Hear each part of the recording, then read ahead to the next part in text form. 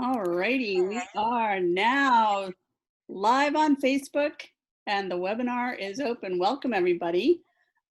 We are so thrilled to have the opportunity to speak with Melissa Haizlip, the director of the incredible film, Mr. Soul, exclamation mark. I hope everyone has had a chance to see it, but if you haven't, we are still streaming it through tomorrow at midnight, and this is a complete don't miss. One of Oh, the most amazing films, you know, came out a couple of years ago when we showed it at the Woods Hole Film Festival, and it has really stayed in my mind ever since. But so my name is Judy Laster. I'm the director of the Woods Hole Film Festival, and we are here with Melissa. But I was just saying to Melissa earlier that rewatching this film now in the context of where we are today, it just takes on a whole new meaning and significance. So the Woods Hole Film Festival will be 30 years old next summer, and we exist to help support the work of emerging independent filmmakers. Not that Melissa is emerging, but she was at the time when she first came to us many, many years ago. And the great thing that I take so much pleasure and pride in is seeing the progress and just seeing where people go. And, you know, we love to see what happens next. That's what we're all about. So Melissa has spent a really long time making this film, getting it out into the world. And now hopefully it will just fly around the world into the universe, because it's a film that, you know, it's interesting. This is its time. Even though you finished it a couple of years ago, this is now its time. I don't think you probably foresaw what the world was going to look like. Nobody did, but it's an amazing film. So let's do kind of a little chat. We'll talk for about 15 or 20 minutes for those of you who are joining us on the webinar. If you have questions, please ask them in the Q&A, and we will take questions probably in about 20 minutes. We may not be able to get to all of them, but we will certainly try. You know, Melissa, just one of my favorites, a person to watch. She's an amazing filmmaker. So Melissa, hi. thanks for being here. Thank you for having me. It's so exciting to be together, even though we're apart. We're together, apart, and together. It's so great. So tell us, like, I mean, I don't know if everybody sort of gets the connection between you and Ellis Haizlip. Do you want to sort of give us some of the backstory of how you came to be the person to make this film? Sure. And first, I want to thank the Woods Hole Film Festival. Had the great pleasure and honor of screening Mr. Soul there 2 summers ago in 2018. We had just premiered at the Tribeca Film Festival. We were making our way around the country, and the Woods Hole Film Festival is near and dear to my heart. So it's really great to be back in your orbit again, even though we are sort of orbiting around ourselves. Right. Really very special to come together as a community, as a film community, and all the rest of us, all you folks out there who's watching, thank you so much for tuning in on a Saturday night. Beautiful fall day here in New England, and Mr. Soul is a special film for me, not just because of the content, but it's also about my family. So Ellis Haizlip was my uncle, and I grew up with him as a mentor, as a favorite uncle, as a babysitter was our primary relationship in the beginning, and had the great fortune of having him live with us. Even though he had his own apartment, he just decided he wanted to be in ours, which is typical Ellis. You know, he would just waltz in whenever he was feeling inspired. And it was really a special time because it was in the early days of the show. The Soul Show first began in 1968. And he would come to our apartment and stay for days on end and live with us while he was shooting for the first couple of years. And so I was always really just so inspired by his energy, the people around him. He would bring artists, it would turn out, I would learn later, I was too young to understand who they were at the time, but he would bring them to our apartment and make oatmeal with strawberries and whipped cream at night at midnight. And I would come padding out in my little footy pajamas. That's really dating me, but yes, footy pajamas. And, you know, crawl around under the table and hide from my parents. Energy that was coming from Ellis and all of his friends and colleagues, and that relationship stayed with us throughout the years. And as I grew older, he took me to the arts and exposed me to everything on Broadway and theater and New York ballet. And I started to understand how entrenched he was and how much he believed in the arts and film and dance and culture and moving the culture forward and preserving arts and also cultivating the arts and the idea of Black institution building, which at the time from the 60s to the early 70s really hadn't really taken hold. So as I got older, he and then an associate and assistant producer on projects for different shows and different programs that he did for PBS. And then when he passed away, I realized this is such an extraordinary story. I don't know if people really understand all that he's given to the arts, because it happened at a moment before we were really busy archiving Black culture, and people, you know, it was post Harlem Renaissance, but it was right in the pocket before, on the heels of civil rights and before things went mainstream in the 70s. So it was kind of lost. And this idea of this extraordinary archive of the Soul Show being in a vault for 50 years, it eventually dawned on me that I had this incredible story to tell. It was his story, but it was also the story of a nation and the story of our arts and our people and our culture and our activism and our future. And that is, you know, Black history is American history. It's part of the mainstream. It's everything. And so when I realized, you know, about a decade ago that nobody was going to tell this story, because I kind of waited, I thought, oh, sure, you know, somebody's going to cover this eventually.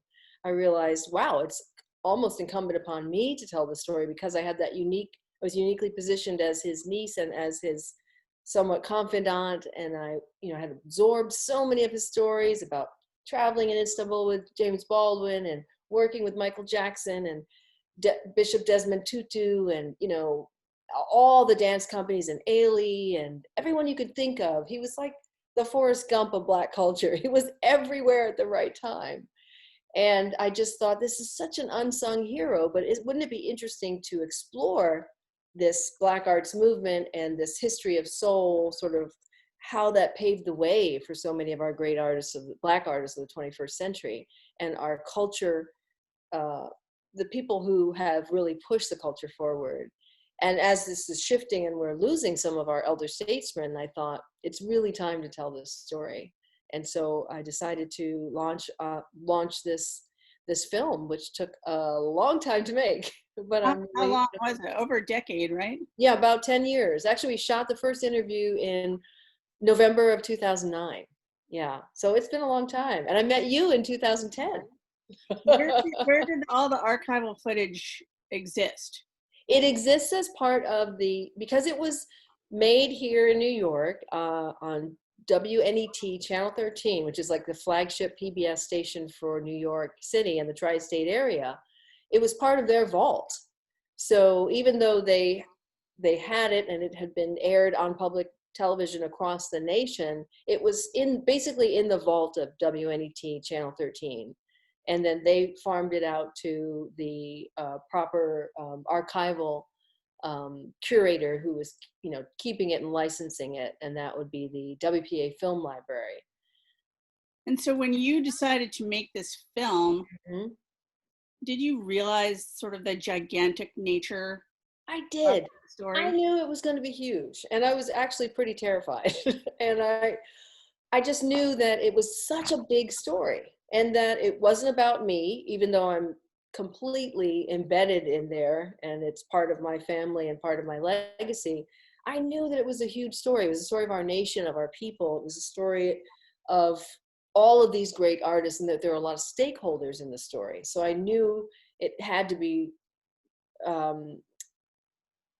it just had to be developed in a very specific way. And so we chose, like, the School of Henry Hampton was my first idea, because he did Eyes on the Prize. And even though I knew it wasn't going to be that sort of, you know, chronological, academic, sweeping documentary or series, I knew that it needed to be rooted in that kind of, with that kind of intellectual spine, that sort of academic spine, and also build upon it the accurate history. And then we could branch out into all the arts and the entertainment and the performances and everything.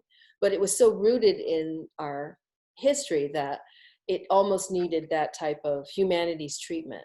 Hmm. So when you were making the film, I mean, you obviously knew your uncle, you grew up Yeah. with him. Did you feel like you learned a lot more about him through just going through the footage? And I mean, the thing that strikes me is like, sometimes people are just the right people at the right time. And Yeah. he was that person. And as you sort of refer to him as the Forrest Gump, I mean, it's kind of amazing that he was able to do what he did in the time that he did it. And, you Yeah. know, looking back at the late 60s through the early 70s, I mean, there's probably so much that you could have also put in there just to contextualize everything, but it would have been a 20-hour film. And that, I know. Well, you know, Judy, it was hard enough as it is because we're talking about a series of 1 hour episodes. Over the course of 5 years, there were 130 hours. So not all of which we had access to, but trying to decide what part of the story we would tell to illustrate the story we were telling, that was the most challenging.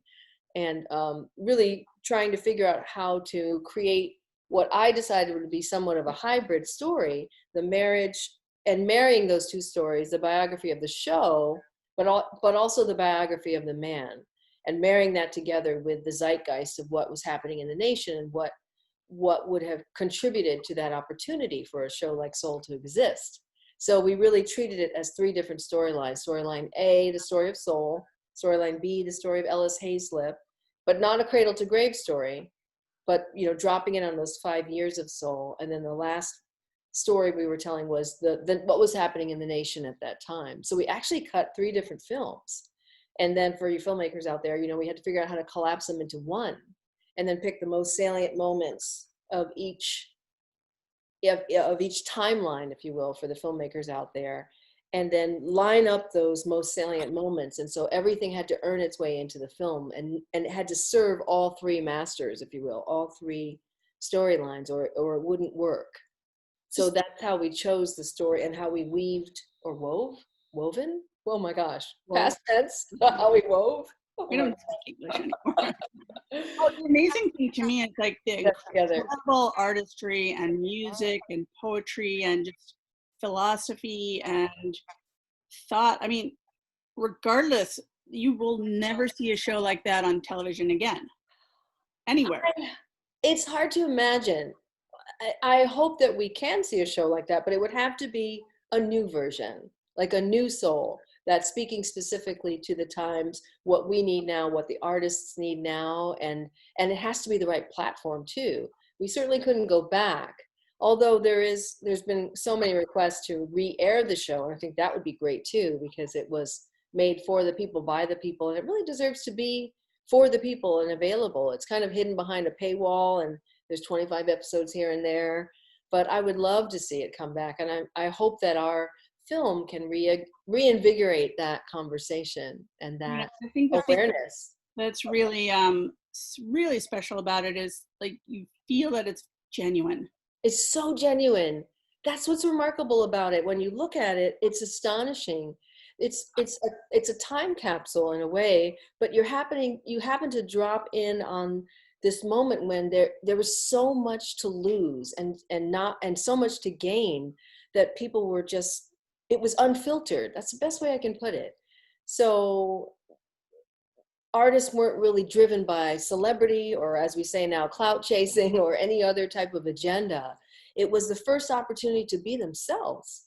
And that was enough, you know, Right. that they could be accepted, and that nobody was sort of assigning value to the culture, but it just was. And Ellis Haizlip knew that there was beauty and truth in the many complex layers of the Black experience, but that just hadn't been shown accurately on television before in an unapologetic way.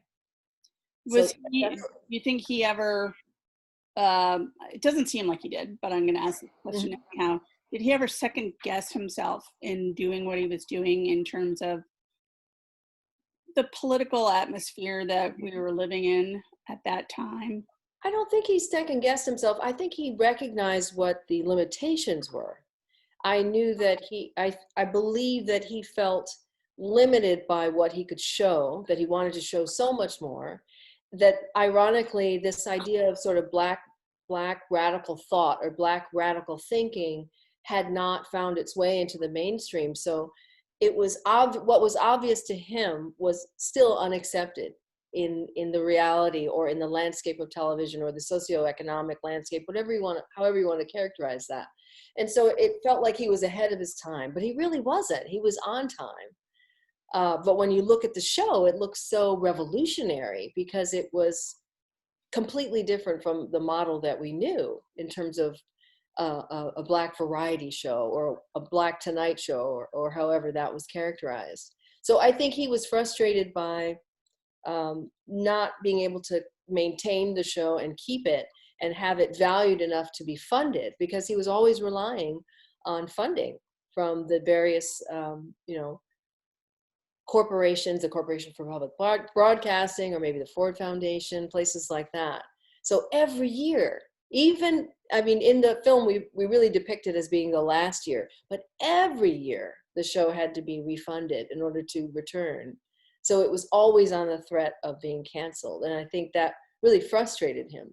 But it was just a state of the nation. It was the state of the country. And so everything he was doing was to change that, pushing the culture forward and demanding a space, sort of demanding diversity before it was even a hot button topic, Well, and that sort of, I'm sure people will ask about that too, which is like, fast forward to today. Yeah.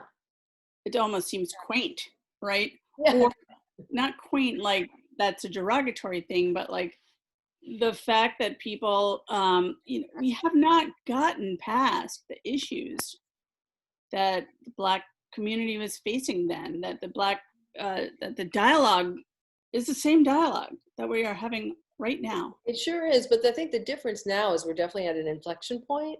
And I think that, well, obviously what's happening in the nation and in the administration, everything is sort of coalescing right now to a different type of dialogue that we're having, and understanding that we do have to have these conversations. And even if they're uncomfortable, to say the least, this is understatement of the year, but in order to move forward together, That's why I think going back to revisit those shows, they're so contemporary in some respects. They really are. And when we looked at them, Judy, I think that was pretty much the biggest amount of pressure, was seeing something that was from so long ago, but recognizing, but it was ahead of its time then, whether it was innovative in the way they were shooting it, it was just so beautiful. Even with the limitations that they had, they were making gorgeous sets. They were creating dialogues and discussions and, bringing people together and juxtaposing artists and activists and regular people and famous people, the sacred, the profane. It was all there. And we almost don't even take those risks now, with a lot of the different issues that we're facing. And of course, there's the issue of commercialization and what is the agenda and who's paying for it and all of that. This was public television at its finest, but it was also public television at its birth, sort of the naissance of public television. And maybe that's why he was able to get away with pushing the envelope so hard. The Public Broadcasting Act had just happened, and sort of creating this network, not really a network, but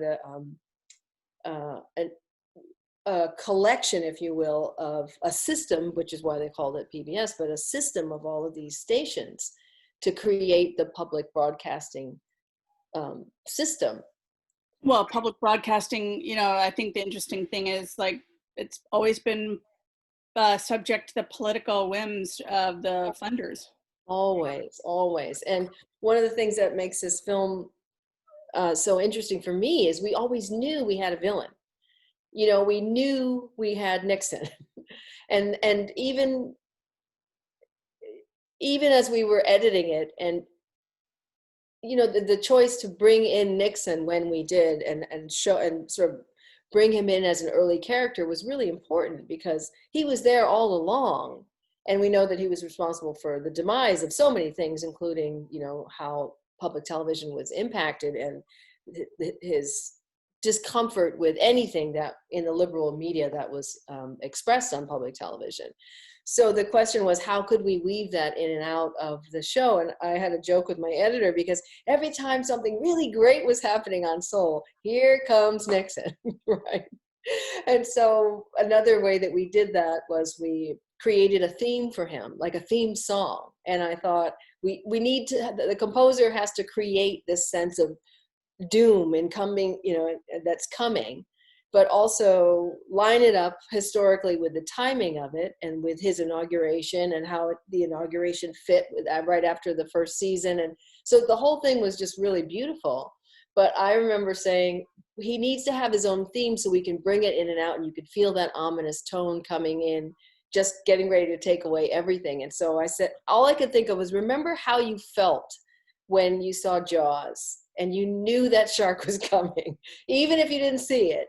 I mean, this is such a silly analogy, but this is literally what I was thinking when we were working together with the composer and all the musicians live. We worked together live at Red Bull Studios here in New York. And I said, okay, guys, like they were making everything up on the spot. That had not been written. There was no music in front of them. And I literally said to them, think Jaws, but now it's Nixon. And so it's got to be a little jazzy because of the period. So what we ended up calling it Jixon. So like Jaws and Nixon. So we were looking at this, 10 screens around the studio, composing two picture, which was just an extraordinary experience, I have to say. Robert Glasper and his amazing team. Shout out to Robert Glasper, Mohammed, Anu, all you guys, Marcus Machado. But to be able to look at that screen and have these guys create this ominous Jaws-like theme that we could then weave in and out every time we needed it, it was incredible. And the music itself was a character in the film, because aside from all the music you were seeing, all the obvious performances, we needed to weave and have an underbelly, like a score for the whole film. So that was really exciting to make. Before we go on, I just want to let people who are in the webinar know that if you have any questions that you'd like us to talk about, please type them into the Q&A. Yes, and if we don't get to anything, hit me up on Facebook. I'm also here. Mrs. Show the Movie. We're on Twitter. We're on Instagram. So definitely stay in touch, you guys. Thank you. So, making a film like this, like we talked about, a 10-year lifespan. Yes. How did you sort of keep yourself motivated over that period? I had this feeling that I had to play the long game. One of the reasons is we decided to fund the film with grants. We really wanted to have the same sort of provenance as the original show, which was funded on grants for the people, by the people, on PBS. And we said, well, if we're going to do something, it has to match that. And it has to be accessible, and it has to be for the people, by the people. So we started a series of, a lot of grant writing for research and development, all the way up through production and post-production. And so we, unfortunately, were sort of beholden to the cycle of grants and granting and grantors. And so we would win a grant, and then we'd work a little, then we'd develop a little, then we'd research for years, and then no money would come in, and then money would come in, and we'd shoot. Many independent filmmakers know how that goes. But part of it was just realizing that it wasn't going to be ready until it was really, really ready. And it took longer, mostly because of the granting and, all the clearances as well, because we had a lot of clearances for both. Yeah, I was going to ask about that. So there's a lot of great music and just artistry in there. How did you go about, was that all public domain, or how did you? Oh, no. Actually, nothing was public domain. Oh. Actually, wait. Yeah, no, nothing. Absolutely nothing. One exception. Yeah, one exception. But no, nothing was public domain. And since we're celebrating artists, we knew we would have to pay them, and that we weren't trying to ever get away with anything. But I did hire someone who's really amazing in arts, in rights and clearances. And from the beginning, even before I walked into the office of WNET to pitch them this idea in 2010, I went to Kathy Carapella at Global Image Works. She used to be called Diamond Time, Global Image Works. and said, okay, I know it's ambitious. I know it's impossible. I know it's bananas, but this is the show.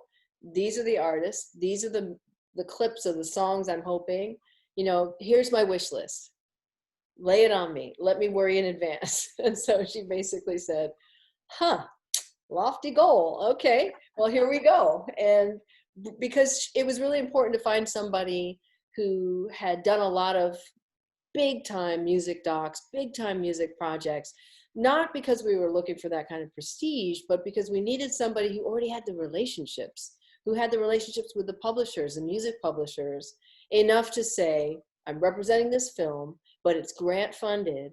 So we're going to have to go a little smaller, but you have to recognize that it's a cultural, you know, it's a love letter to Black culture, Black history, and that we really need you to be a part of it. And that was our approach to everyone, was we can't tell the story without you. Not we're trying to exploit you for a smaller fee. It was small. It was still thousands and thousands of dollars, don't get me wrong, per queue, and we had a lot of queues. But the approach was more, this is a film that's being made. It's you know, it's a big budget and a big heart and a small budget. But honestly, it was just really important to show what the culture, what we're trying to preserve, and why each song and each artist was necessary to tell that story. So we literally were sending explanations of every single song, every usage, visual explanations, and explanations of how it fit into the whole story and why it was important and why this artist had to be a part of it. And that went out to every single clip. It even went out to every single descriptor, as a descriptor to every single archival piece that we had in there, in order to negotiate a fee that we could afford and to put everybody on for the music on a most favored nations and MFN contract. So for people who don't know a lot about filmmaking, Yeah. you know, this is what we call in the weeds. But Oh, sorry. difference between being, We can jump out of the weeds though. We can go back to the flower garden. but it is what you need to do in order to have a film. If you are going to make this film, you don't just like get footage and put it in your film. And you must have spent hours, years. No, years. Yeah. Years and years and years and years and years and years, many years. I think it was 8 years before we were ready to, let's see. Yeah, it was 8 years before we were ready to actually start to try to execute these contracts and to literally send all the material out, and the request for 3 seconds or 10 seconds, or the songs a minute, a half a minute, 30 seconds. Once we had the whole film cut, that was the scary part. But we had already been building the relationships and sending these requests out. My first request out to Stevie Wonder was in 2010. Well, I was going to say, was there Took 10 years for him to say yes, but we still didn't get him in the film, but we were able to get his music in the film. Were there any surprises, like that people came to you and were like, please include this for free? No, we got nothing for free. Except one thing, one little cue, which is really, really important and significant to me, because I'm also related to Billy Taylor, the great jazz musician and scholar. And he used to be the host of CBS This Morning back in the day. And he ran the Jazz at Lincoln Center. I'm sorry, Jazz at the Kennedy Center, Kennedy Center for Jazz. So he passed away, but luckily we have him in the film giving an interview. And because he's in the family, I was able to license his song and not pay the sync license for that. They gave us a gratis license. And that song is called I Wish I Knew How It Would Feel to Be Free, which is considered to be a little bit like a Black national anthem in a way. So we do have that sequence playing while his interview is, I'm sorry, that music playing while his interview sequence is on screen. But that was like a beg to my own family, like, please, can you help us? We still had to pay the other license, but we were able to. This film changed your life? Oh, it's changed my life exponentially. I was just so grateful to be able to tell this story and to be the steward of this story, which really isn't mine, but I felt the weight of all of my ancestors and all of the stakeholders in the film to get it right. And I've always been in love with this period of time, specifically from 68 to 73, but also it's everything I believe in, you know, music and culture and Black love, Black strength, Black sister and brotherhood. And to be able to show this film now, and even though we had our, you know, 1 year on the film festival circuit, to be able to show it now in the midst of this pandemic and to have a virtual release has changed our lives, because I really think that it, like I said, it's a love letter to Black culture, and we need so much encouragement and upliftment right now. And to also be able to support independent theaters and independent art houses and festivals such as yours, museums and cultural institutions, to be able to give back to them, because every time people have purchased a stream of our film, half of that goes to that institution. And that makes me feel really great, because there's so many brick and mortar cultural institutions that are closed right now. And this is a very difficult time for so many people, and our nation is suffering. And so this idea that art can be healing and can be uplifting. And I feel like if people were to ask me, you know, how did you feel during the pandemic? I would want them to say, no, I would be able to say, or I would rather they ask me, what did you do? What did you do to make a difference? And I would, you know, I feel like somehow we're making a small difference by offering this film at this time, because it's very special, and it's something that I want for the people. And even though we don't have a distributor right now, to be able to show it and to support, you know, I love the idea that you can go on our website and hopefully find a theater that you love. If you're in Los Angeles, it might be the Laemmle, you know, or if you're in Harlem, it might be Maisels, or the Brooklyn Academy, you know, BAM Films, and that you can click on that and know that you're supporting that organization or that film or that independent theater during this time. That's really cool. It's a different kind of model. It was a big risk for us, but it's given back tenfold.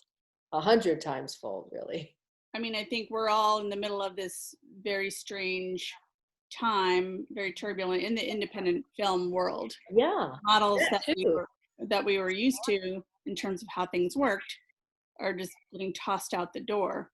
Exactly. And so how do you remain, how can you be flexible with what's happening, and how can you give back at the same time? Those were questions that we were asking ourselves, you know. Well, in the old model, I mean, I'm thinking to myself, what do you mean you don't have a distributor? Of course you're going to have a distributor, but maybe you don't even need one. Yeah, but even now, distributors are questioning how things are going to go. And if you have all these theaters that are closed, and, you know, when we got that news about the Regal cinemas closing, it's frightening. And when I think of all my friends on Broadway, you know, who don't have jobs and aren't coming back, it's terrifying. And how can we still be artists at this time? And I really dug down and started to think, well, but we are innate artists, or whatever it is we are innately. We have to still be those. We still have to give, and we still have to love and survive. How do we survive this plague? And how do we survive creatively, if that's the contribution we can make? Whatever it is you can give, you know, to help people get through this. That's the only way we're going to get through it. Personally, that's why when I watch this film, like I watched it 2 years ago, and when I watch it now, it's like, I think it's more important than ever. I feel the same way, and not because I made it, but literally because our stories matter more now than ever. Our coming together as a people matters now. The idea that we're having that we are at an inflection point, and that we are able to have these conversations that make us even more uncomfortable, but necessary. You know, how do we move forward? And can art be healing? And can art illuminate? And I was listening to something earlier, and this idea of, you know, empathy is all we have. And art is empathy. And if you have empathy, that's the only way we'll have social justice. And so if you can create empathy and recognize empathy and humanity, and if that can come through art and understanding other people, other cultures, and embrace those things, then maybe that is pushing the needle forward a little bit. Well, I also think, you know, these cultural touchstones that we had before social media, Mm-hmm. when we actually sat in the same room and talked to each other and Yes. things on a stage. I mean, those words, those performances, those creative people, you know, they really galvanized not just the creative sector, the political lives, the social lives, the way we viewed the world. Yeah. And, you know, I think one of the things about this film that really resonates with me, because I sort of grew up in that era too, is like um, all of that changed how we lived. All of the cultural aspects of what we saw in Mr. Soul, every person on his show changed how we all lived. Yeah. Eventually, maybe not at that moment in time. Right. And maybe not at that moment, but it's nice to see the beginning of that moment and to recognize that the seeds of that moment. And that's one of the themes of the film is, you know, although it's over, it's not the end. Black seeds keep on growing. And that's why it was so important to end the film the way we did, that it's not an ending. It's a continuum. So the thing that I feel like, you know, is like what is challenging right now when we're on Zoom, when we're not in physical spaces, is to have those performances that are going to galvanize us and that are going to keep us together, Yeah. are going to be cultural touchstones that we can all refer back to 10, 20 years from now and look at a point in time and say, oh, that's when things changed. Yes. Yes, exactly. And that's, I think, why it's so beautiful that your film really gives people a visual memory of what happened, but also a roadmap forward. I agree. I agree. And I just think, you know, it's amazing. So we have probably about 5 more minutes. Okay. Do we have any questions? Not yet. Okay, good. Okay. So interesting. But so tell us about the production crew. Like, who helped you make this film? And Oh, lots of wow. people. You know, yes, this took a village, you know, and over the years the team changed, and but I'm really excited to share that we had a wonderful DP, Hans Charles, our director of photography, and he has a beautiful vision, and he really helped to, because we always talked so much about how can we make this film as visually stimulating, as visually innovative as, say, the soul footage looks from 50 years ago, because I was always really cognizant of this sort of question of how are we going to earn that? How do we drop that gorgeous footage into a film and earn it? You know, we can't make it jarring such that you see the film and you see the footage from 50 years ago and suddenly you're looking at, you know, 5K footage or something, and it's just not going to match. And so the challenge was always to shoot and to look at the way Ellis Haizlip shot and created the different settings, the different artists, the different backgrounds, and the way Black life was depicted and viewed on that show, and then to try to do something that was commensurate with it, that was equally as innovative and forward-thinking. We were shooting with 3 different cameras. We shot on a couple of different reds, and we had like a 12-foot Dana dolly, and we did a lot of we locked off our A cam, but B cam was always moving, and we just wanted to frame the film very differently, and also we wanted it to look cinematic. That was the key. It wasn't like a follow doc, but there was just this beautiful feeling that we were trying to get, and to be able to take you back and create that sort of telegenic vibe, that early television vibe from the 60s, 70s, and then transport you into the current time, and so it wouldn't be jarring. And so we just developed a lot of almost like a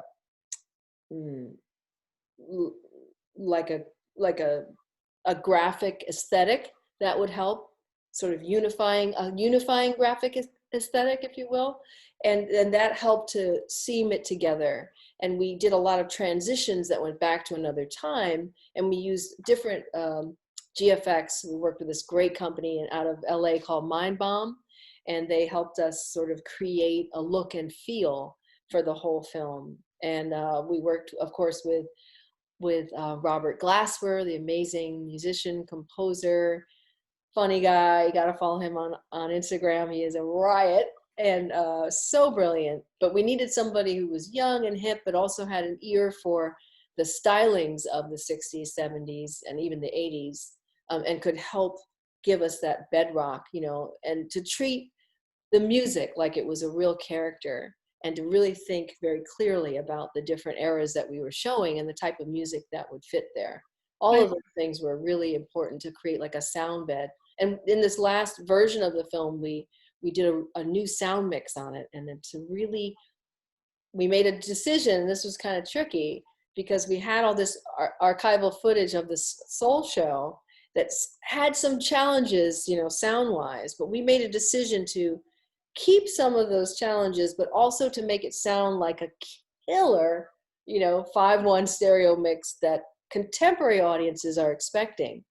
Because it was kind of hard, even though we're purists and wanted it to sound kind of janky and weird from the 60s, we didn't want to disrupt the flow of what a modern audience expects to hear, which is just a gorgeous sound, So in this last pass, we changed that mix a little bit to create a really beautiful sound mix. Did I see in the credits that Blair Underwood voiced Ellis at one? Yes. When was that? It wasn't clear. So what we created these little vignettes. We were trying to make Ellis Haizlip, who happens to be deceased, he died in 91, and we still wanted him to be out front. And we didn't want too much of, well, Ellis said this, Ellis did that, he felt this, he felt that. How do we put him in the front of his own story? How do we give him agency so it feels like he's telling the story?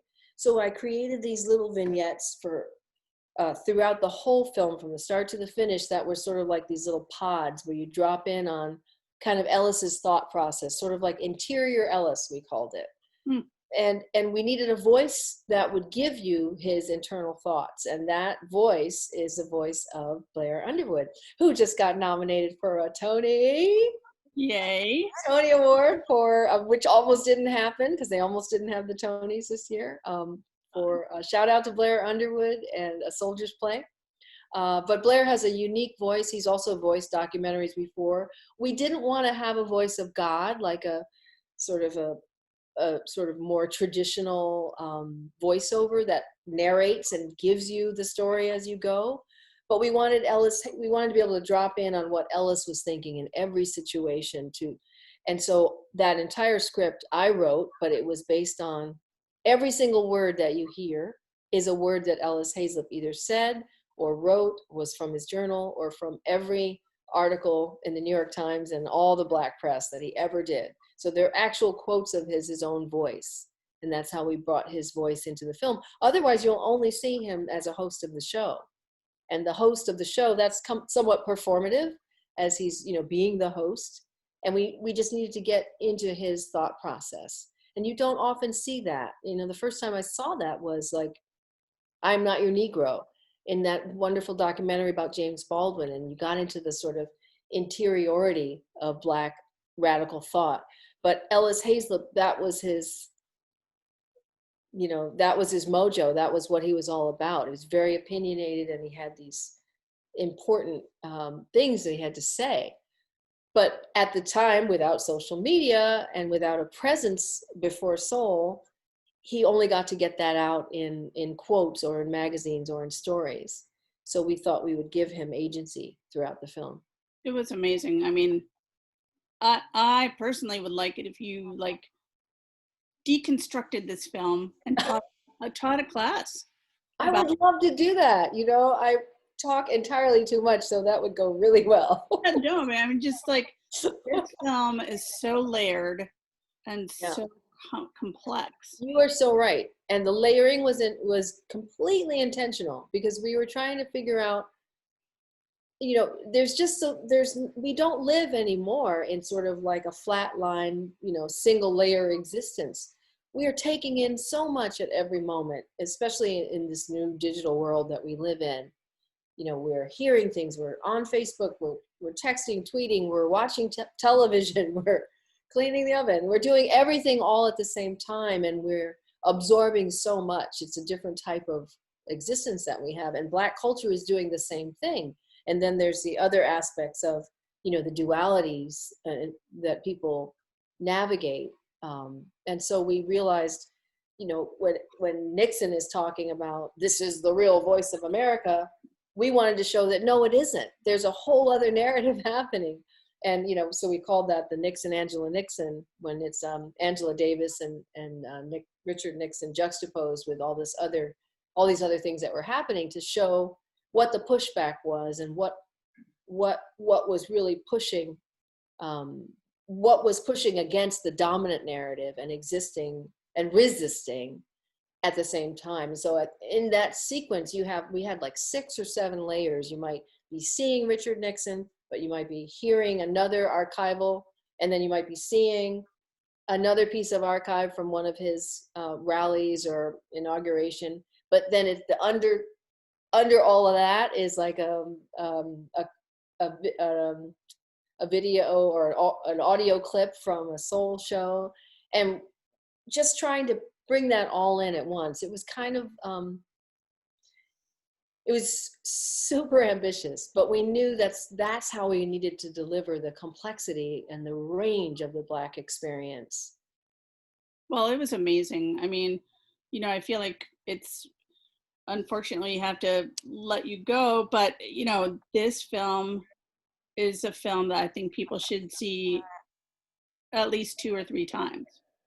I agree, because it is a little bit, there's a lot going on there. A lot going on, especially those of us who actually grew up around that time period, So when I'm watching the film, I'm like, I'm trying to remember, what was I thinking was happening versus like now I know other things were happening. Right. Like what were the stories that I was told? What did I actually believe? And now seeing it, other stories that were happening simultaneously. Yeah. Like getting a re-education. We do have. Question. Yeah. So I'm so looking forward to watching the film. She hasn't watched it yet. As soon as the discussion is over, thank you for making this film, which I expect will give me, as a white 64-year-old female, more understanding of the Black experience then and now. Oh, thank you. A really good point, which is, I think the white community needs as much education about the Black experience as anything, especially now. Like I said, looking back, I'm like, well, where was I? Like, what was I doing?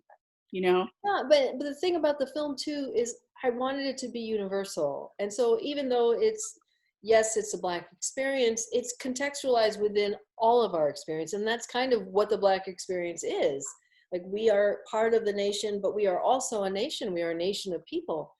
But we are also part of this great nation. And so that it was important to sort of situate the story that way. I didn't want to alienate anyone. And I really wanted to, and there are things that are just so universal anyway, all of these feelings, and especially the music and the soundtrack and this historical bed of truth that we have. And so in that way, it really is sort of an inclusionist vibe about the film. And I feel like that's why people really, really relate to it, because you can find your own truth in this story. It's not excluding anyone. And at the same time, it is very informational and educational and enlightening, but it's also super just straight up entertaining. And that there's that too. And you can just give yourself permission to have a good time.